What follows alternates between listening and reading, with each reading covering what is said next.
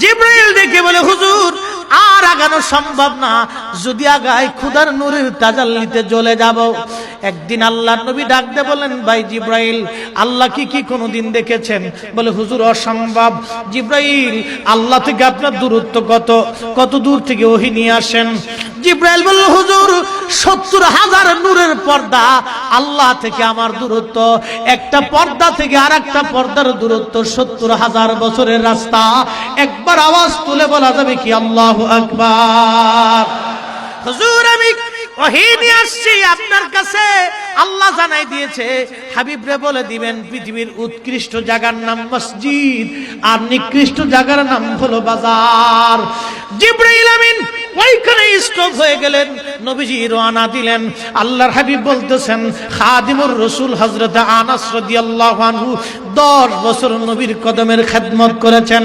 তিনি হাদিস বলতে দিয়ে বলেন, এ নবীর উম্মতরা তোমরা শুনে যাও, আল্লাহর নবীকে নিতে নিতে নিতে নিতে নিতে নিতে নিতে নিতে আল্লাহ এত উপরে নিলেন, এত উপরে নিলেন, বিমা লা ইয়ালামুহু ইল্লাল্লাহ, এত উপরে নিলেন এর সীমানা আল্লাহ ছাড়া আর কেউ বলতে পারে না।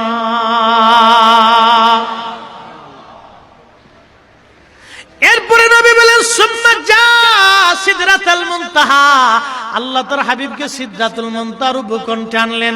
আগেই বলছি সিদরাতুল মুনতাহার শেষ সীমানা হলো সৃষ্টির উপরিভাগ।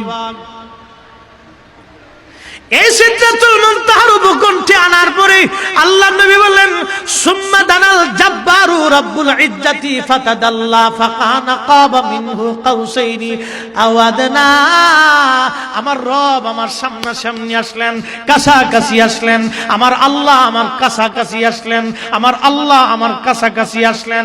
কত কাছে আসলেন?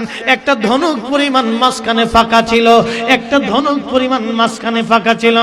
হযরত ইমাম নববী শারিহ মুসলিম, বিশ্বের খ্যাতনামা মুহাদ্দিসদের একজন, সহিহ মুসলিমের শরহ আমার ঘরে আছে। আল্লামা ইমাম কাজী আয়াজ আল মালিকি রাহমাতুল্লাহ আলাইহি, যিনি সহিহ মুসলিমের প্রথম শরহ লিখেছিলেন।